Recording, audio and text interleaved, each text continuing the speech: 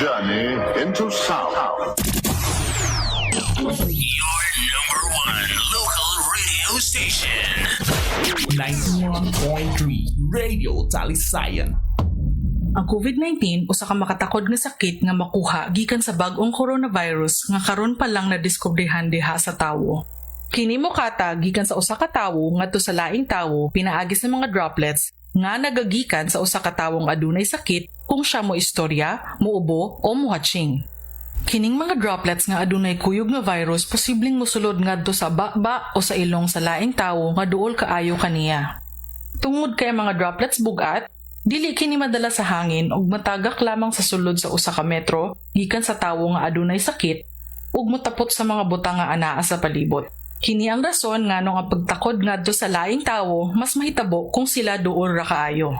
Sa pagkakaron, dili pa masuta kung pila ka oras magpondo ang coronavirus sa mga butang sa palibot. Tungod niini, gipahimangnuan ng tanan nga pirmi limpyuhan ang mga butang nga nagpalibot sa usa ka tawo nga adunay COVID-19. Ang ato mga kamot usab adunay taas nga posibilidad nga mataptan sa virus tungod kay kita mohawid man sa daghang mga butang. Gipahimangnuan ang tanan sa paglikay sa paghikap sa mata, sa ilong o sa baba tungod kay mahimo kining agian sa kagaw gikan sa kontaminadong mga kamot. Kung maubo o muhatsing, tabuni ang baba ug ilong gamit ang piko sa imong siko o kung aduna, mogamit og tissue. Ang nagamit nga tissue kinahanglan ilabay dayon sa basurahan nga adunay taklob. Ang makanunayon nga paghugas sa kamot gamit ang alcohol-based hand sanitizer o sabon ug tubig mao ang pinaka-epektibong pamaagi aron malikayan ang bag-ong coronavirus. Ang saktong pamaagi sa paghunaw makatangtang sa virus kung kini anaa sa kamot. Ang pinga ng kaugalingon aron magpabiling himsog ug aron malikayan ang pagkatag sa COVID-19. Ang maong pahinumdum gikan sa Department of Health. Maayong adlaw kanatong tanan. Pahibalo. Alang sa mga magpapatigayon o negosyante dinhi sa atong lungsod sa Talisayan, ang Local Government of Talisayan magpahigayon na usab sa usa ka Business One-Stop Shop o BOSS. Kini maong panahon diin kadtong interesado sa pagsulod sa negosyo o magpatigayon, kinahanglan mo kuha og business permit o lisensya sa negosyo. Kini pagakuhaon didto sa atong balay lungsod sa buhatan sa Business Permit Licensing Office. Dito sab matagaan sa dali nga pagtagad ang mga bagong aplikante o ingon man kadtong magpa-renew sa ilang mga lisensya o permit sa negosyo.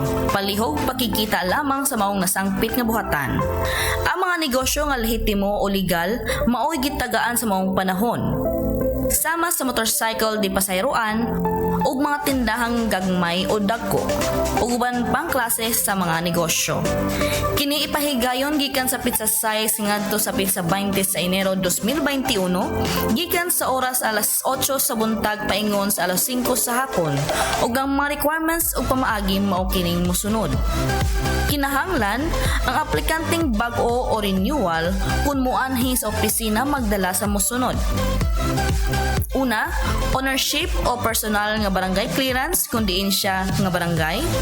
Ikaduha, business endorsement gikan gihapon sa barangay.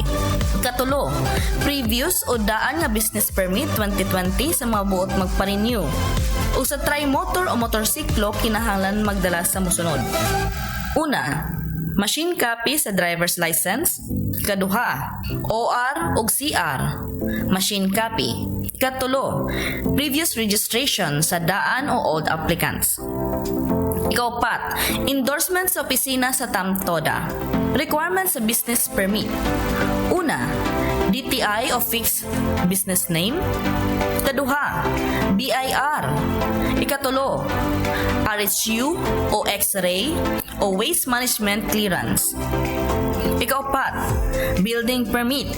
Ikalima, tax clearance. Ikaunom, police clearance. Ikapito, fire inspection gikan sa BFP. Ug ikawalo, tourism clearance para niadtong tourism related businesses. Samtang usab among gihangyo ang tricab owners o operators nga magpaabot lang una sa advice gikan sa buhatan sa sangguniang bayan para sa ilang mahimo o mamugna nga balod nun para sa legalidad sa ilang operasyon dinhi sa atong lungsod.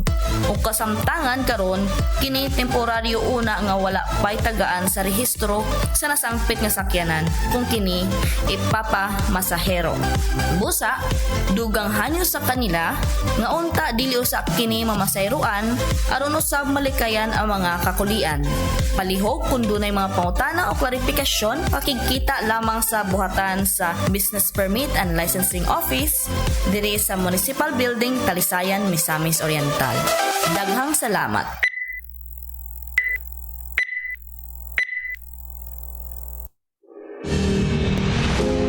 Para ihayag ang pinakahuling kalagayan ng COVID-19 crisis sa bansa at ang mga hakbang na ginagawa ng pamahalaan laban sa pandemya. Mula sa Pangulo ng Republika ng Pilipinas, Mayor Rodrigo Roa Duterte. Ito ang Talk to the People on COVID-19.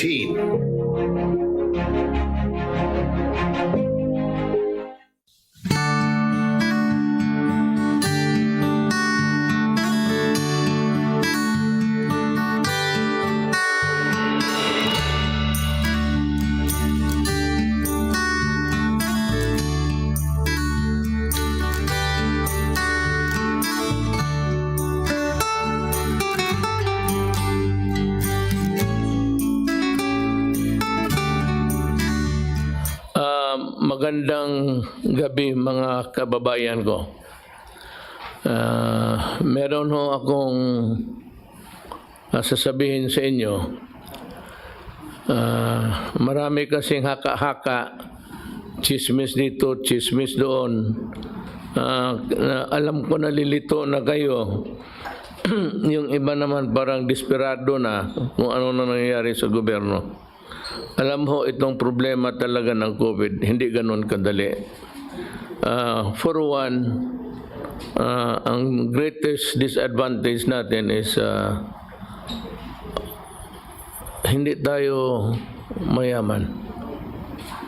At ito, labanan ito ngayon sa highest bidder nga. Kung sino yung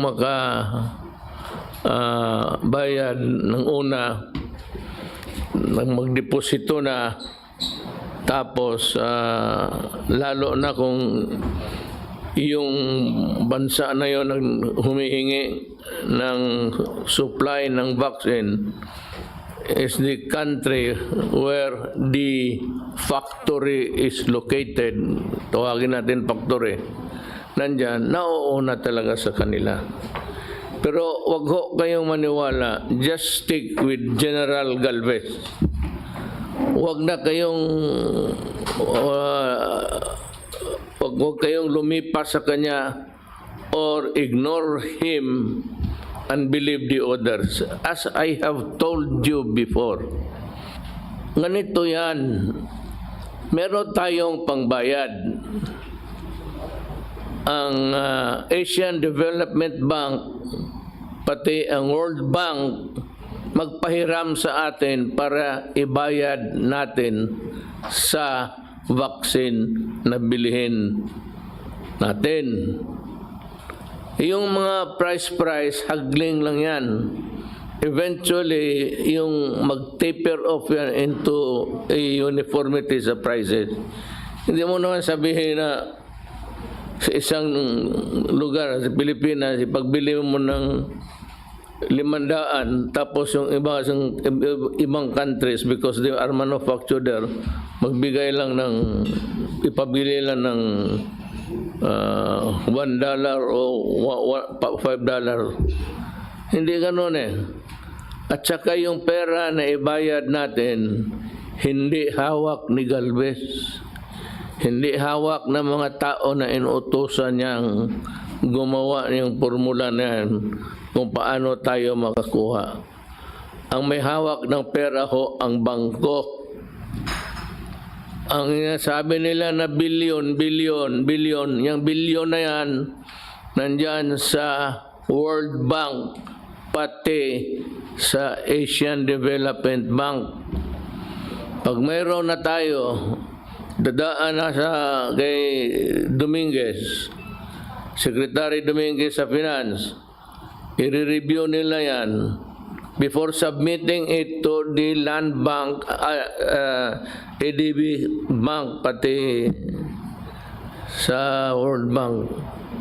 Dadaan muna sa kanya yan at baka i-submit niya, he might opt to have it pass in a full vote sa cabinet meeting, magbotohan. Ngayon, basahin ko sa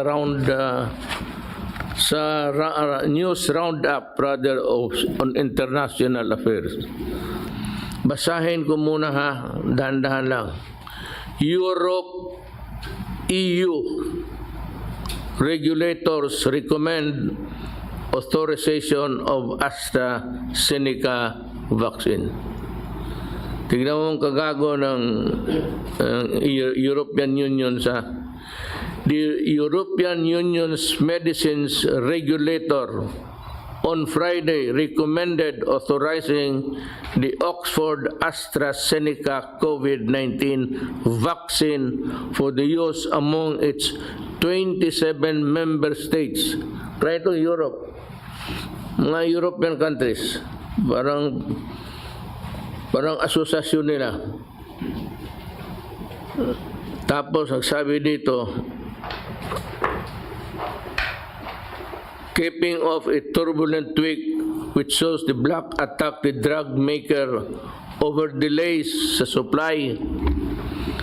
Ito sa Europe na to, ginagawa na ito mga medisina doon.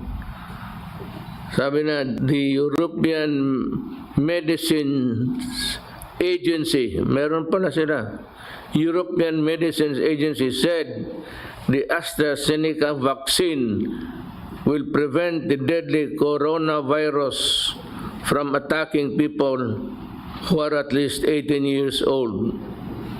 The vaccine has been administered in the UK since early this month. I expect the company to deliver 400 million doses as agreed. European Commission President Ursula von der Leyen said. Meanwhile, the European Commission launched a new mechanism on Friday to monitor and in some cases block coronavirus vaccines exports out of the European Union. The European Union has voiced concerns that vaccines could be sent abroad before companies fulfilling obligations in their bloc. Ganong kadali. Ang atin dito, ASEAN, but we are not really as powerful as the EU. Wala tayong connection, wala tayong pera. May pera tayo pero naka-ready lang. Standby. So yung mga haka-haka, mga istorya, chismis ng mga yung nakita ninyo sa TV during the last 2 weeks preceding ngayon, walang nangyari. Puro lang ito na papriso namin si Galvez. You can talk of billion, wag mo na, gawain mo ng trilyon. Kasi wala talagang pera. Ang pera nasa bangko. Wala tayong inipon na pera para dyan lang kasi hindi natin alam na yung COVID dadating sa buhay natin. Do you really want to know what's happening in our economy? You talk to Dominguez. Alam mo, lahat ng bayan ngayon ng buong mundo, bagsak. Talagang bagsak. tayo, maganda na sana nung hindi dumating yung COVID. We were doing fine. Hindi naman yung very good. No? We were doing good. Tapos dumating yung COVID. No? Walang kita, walang ano. Ngayon, mababa na ang value, GDP natin, sabi nga, about 9. According to the Secretary of Finance, araw-araw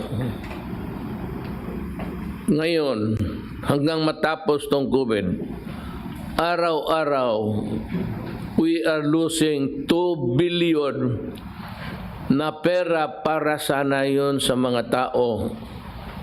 The workers, the Filipino workers would have earned that money kung ang ekonomiya natin gumagalaw. Kaya nga hindi. Yung may social distancing, we cannot also argue with the science people. If they really mean good, so what can we do about it? So yung mga transportation, sabi ko, hindi yung social distancing, nakaka-discourage. So, transportation business, wala.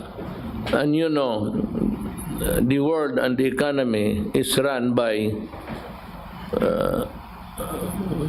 oil and gas. Kung hindi natin patakbuhin yung mga cargo trucks, mga ano dyan, wala na. So, we are sinking deeper and deeper. Pero hindi lang rin tayo. O hindi tayo. Lahat. Pero we are trying our very best to keep us afloat.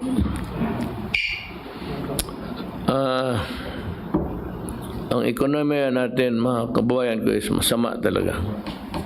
Biro mo naman, ilang taong walang trabaho. The economy of the Philippines is really in bad shape. But as I have said, it is not only the Philippines who suffers. We in the world is suffering with everybody. Huwag naman masyado ninyong idiin yung bayan ninyo na talagang pobre na gano'n. Nabubuhay pa naman tayo. Let us just hope for the best. The problem is yung bakuna. For all of the bruhaha. Mayroon kami dito. Nakita, mayroon saan? Yung AstraZeneca, hinostage ng European Union. Sa Europe kasi parang isa na lang sila. Ang pera nila ng euro dollars, ang pera ng France, pero lahat tanggap na lang. Wala na silang distinction. Kaya ganoon ang ginagawa nila. Ewan ko kung ano, but sana itong one day, maybe one day, not in other fields of magkakaroon rin tayong panahon to shine. Hindi na ako yan, but kung dalhin lang ng buti, hindi naman gaganti, but our time will shine someday. Yung ating ASEAN, it is not that powerful to have a cloud sa mga ganitong ginagawa ngayon. Wala nga eh. Walang supply. Baski yung mga tao sabi na, meron kaming mabili. Sige, sabi ko, bumili kayo. Tapos idaan lang ninyo dyan sa FDA. Ngayon, kung approve na yan, bumili kayo. Tingnan ninyo kung may stock. Magkano ang bilhin ninyo? 10,000 doses. Hindi nga isang barangay lang yan. So, we cannot do anything We cannot call upon the heavens to fall on its knees to demand and be ours what is not to be simply ours. So, just keep your faith in government. Total, si Galvez, yun naman ang trabaho niya.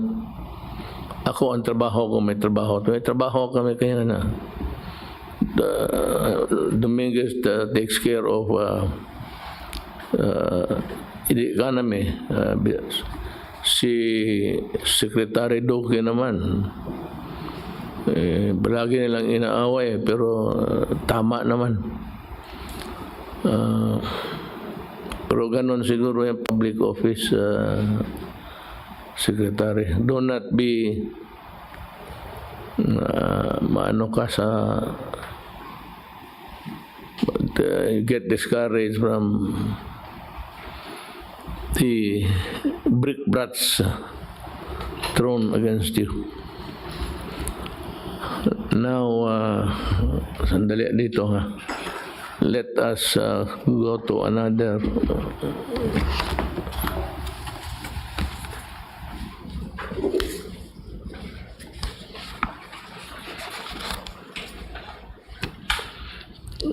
ito nga din is again, may I just read it?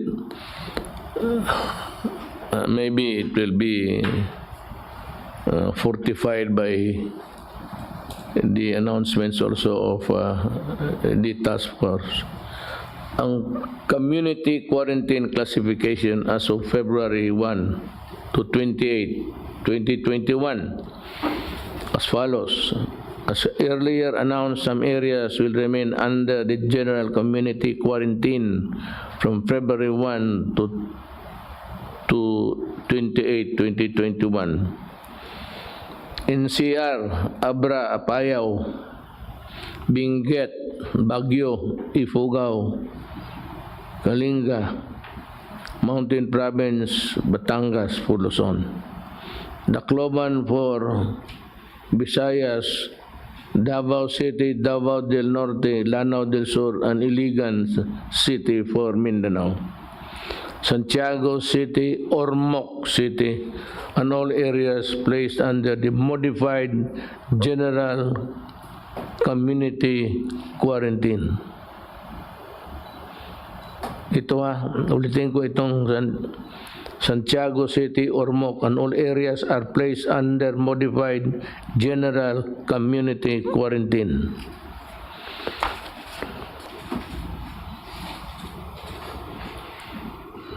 That's the list of mga empleyado sa gobyerno na suspendido January 23, 2017. Florencio Padernal, misconduct, suspended for 3 months. Dr. Gregorio Pang Jr., same, misconduct, 3 months. Henever Jr., same, suspension. Meron dito, I'd like to remind the CHED to write me a letter. Kasi dito si Doktora Maria Teresa Samonte, Chief Administrative Officer, CHED Regional Office 12. Ang kasalanan niya, serious dishonesty, grave misconduct, falsification of public documents, and conduct prejudicial to the best interest of the service. Now, next is that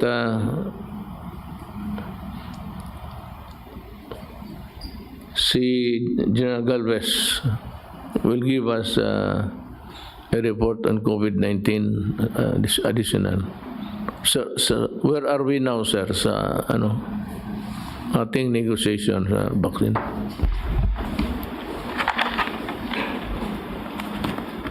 Sir, on our negotiation, sir, out of 7 companies, we have already signed the term sheet of 5, and we have already locked the supply of 106 to 108 doses, including po yung sa single dose. So all in all, sir, we can by this coming February second week, we are trying to come up with the supply agreements with the vaccine manufacturers, and we will also include the 2 remaining contracts that we are negotiating, sir. How many do you expect? We are expecting up to 146 to 148 doses po, sir. This excluding for the COVAX that we are assured to have more or less 40 million doses po, sir. General, with your permission, I'd like to ask the Secretary of Finance to give us the wherewithals kung paano to, how it is being played. Kasi yung number na we are targeting 70 million, he knows how to play his marbles well. I cannot follow him. So we'll ask him to just say how many Filipinos may be vaccinated, how many will not be vaccinated, and why we need a lesser amount. Sani, Tagalogin mo na lang, San. Thank you, Mr. President. First of all, we are pursuing 3 approaches to the vaccine procurement. Number 1, multilateral approach. Sabi ho nyo, yung World Bank, ADB, Asian Infrastructure Bank, at saka yung COVAX. Yung COVAX po, in-explain ho nyo, is a World Health Organization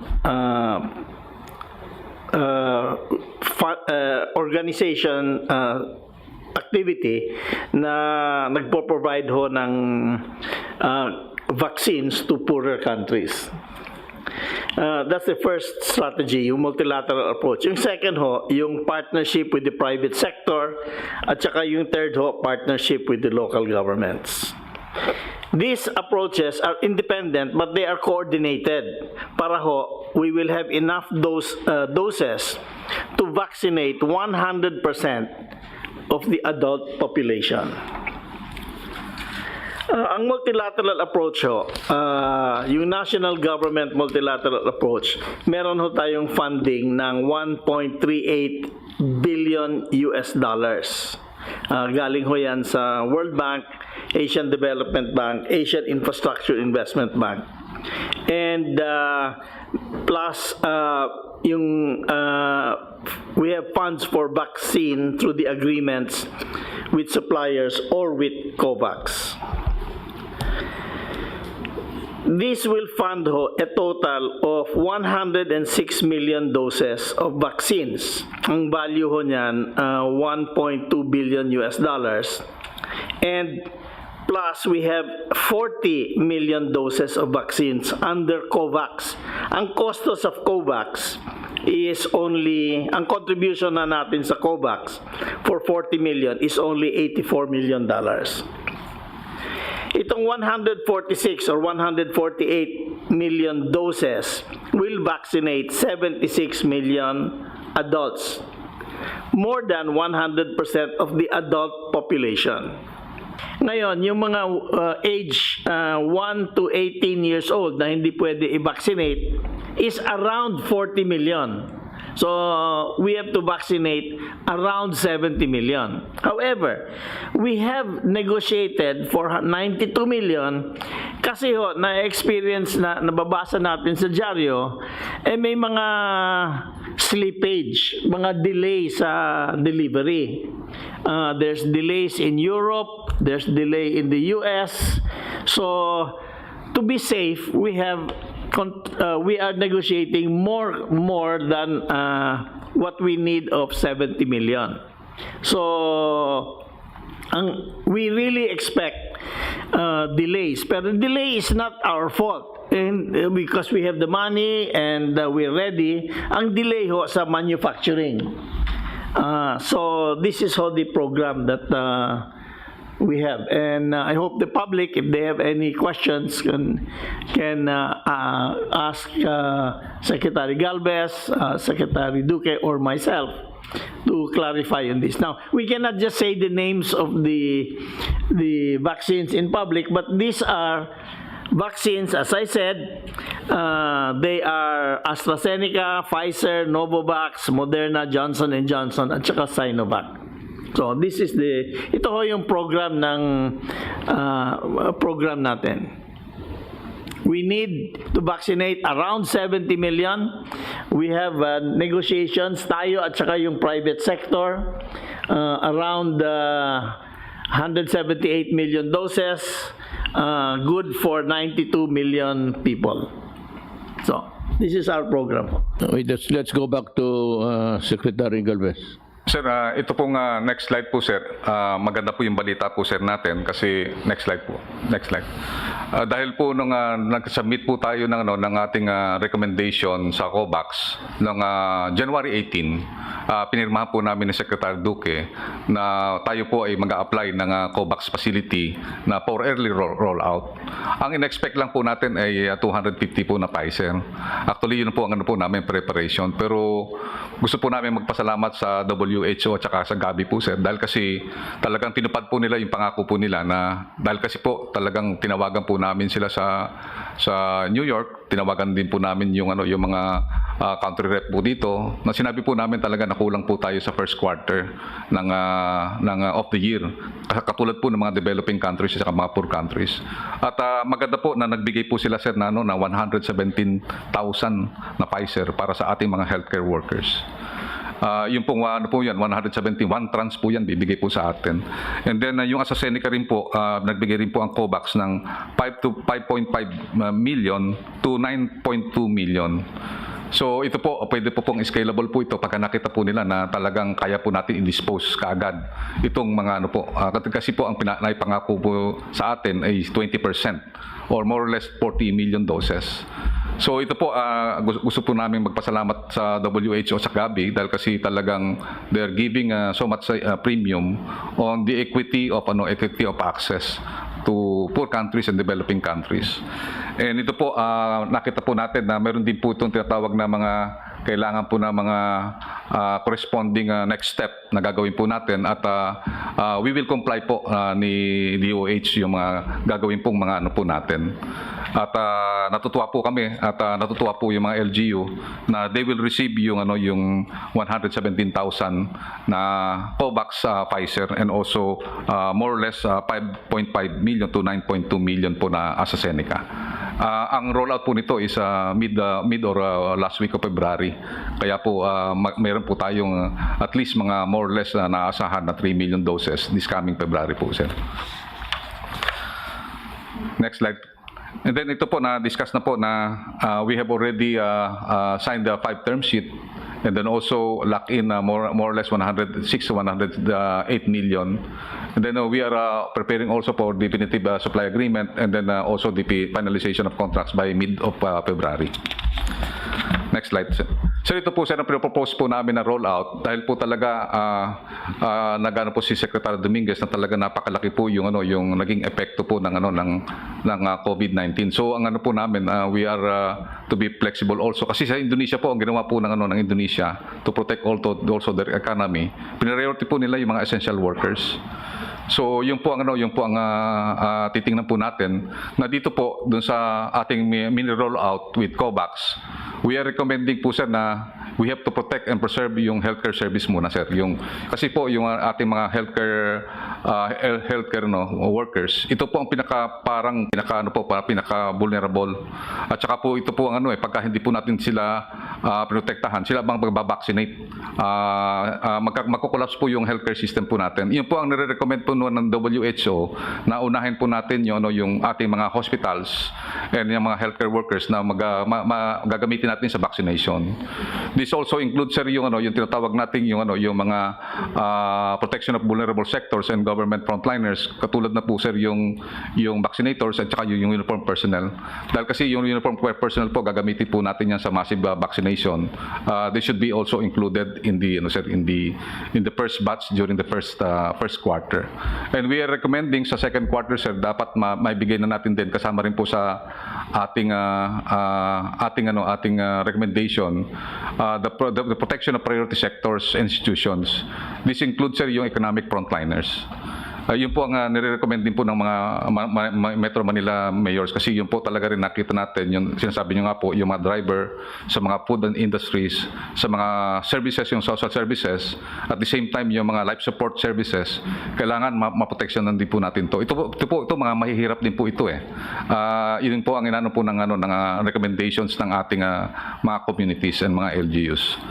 And then yung talagang full rollout po natin, our volumes will be coming on the third and fourth quarter. So we are expecting more or less 30 to 15 million doses per quarter during the third and fourth quarter. Pero yung mga po natin, yung ating pong mga manufacturers na ka-engage, they are willing na magkaroon po ng early rollout at saka early distribution sa quarter 2, kasama po yung tinatawag natin yung Serum Institute of India, which is considered the world pharmaceutical company. We are negotiating na magkaroon po ng second quarter na rollout, especially yung Novavax po at saka yung AstraZeneca. So yun lang po, mahal na Presidente, at thank you very much po. Salamat po. Well, I think we are through with all of the topics that need to be discussed tonight. In their order, it is always the COVID, and then the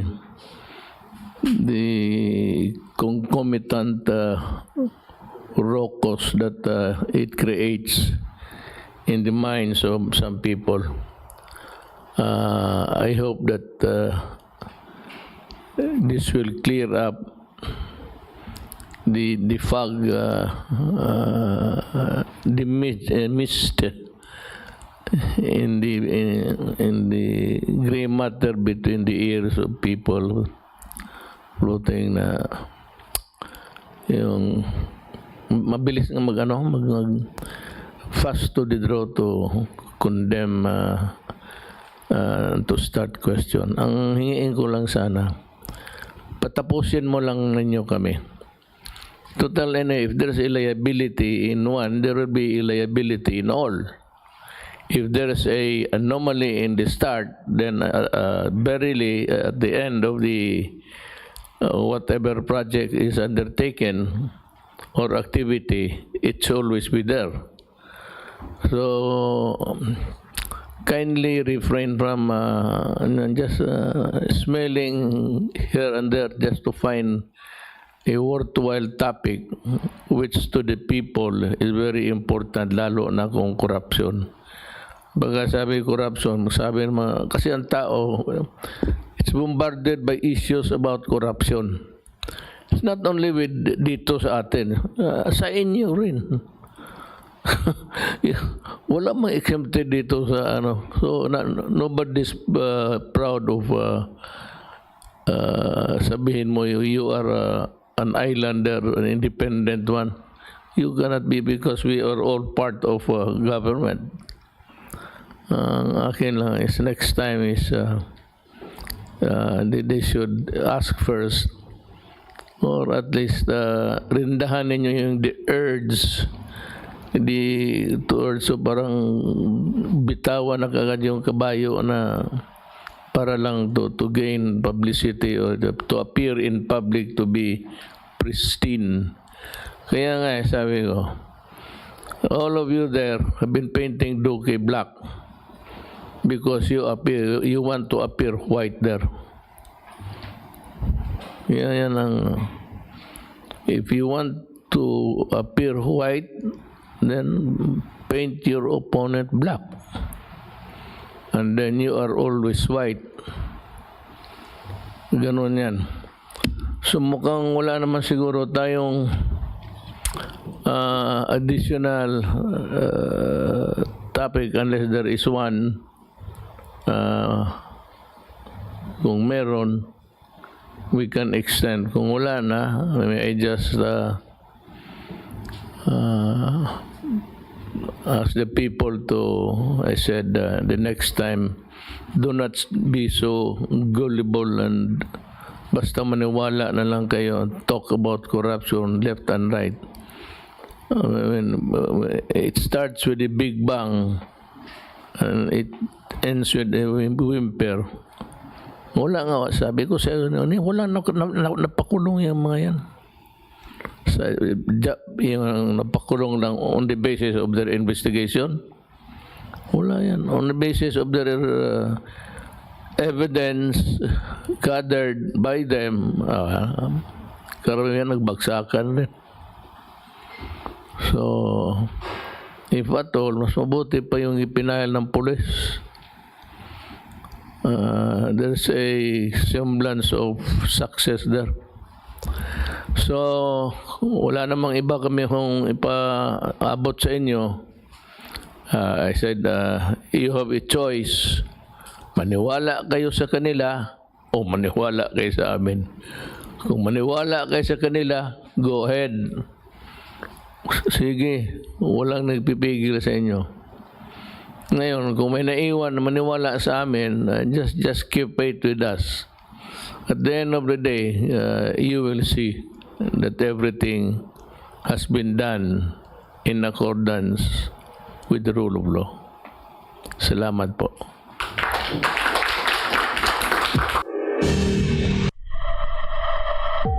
Bisan taliwala sa pandemya sa COVID-19, padayon ang atong pagpakabuhi. Padayon usab ang mga batakang serbisyo